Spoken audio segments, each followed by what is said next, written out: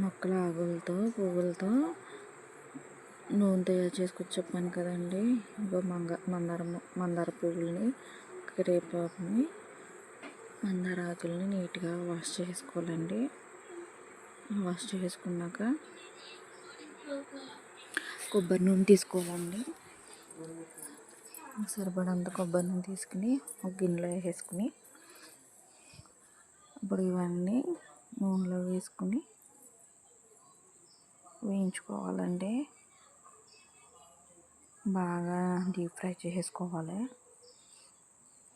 అప్పుడు ఆ మందారం పువ్వుల్లో నుంచి, ఆకుల్లో నుంచి, కరివేపాకుల నుంచి అది కలర్ అనేది దిగుతుంది కదా, బాగా బాయిల్ చేసుకోవాలండి. చూడండి, కలర్ అయితే మారింది. బాగా డీప్ ఫ్రై చేసుకుని వడకట్టేసుకోవాలండి. వడకట్టేసుకొని మనం ఇంకా డైలీ ఈ ఆయిల్ని యూస్ చేసుకోవచ్చండి తలకే.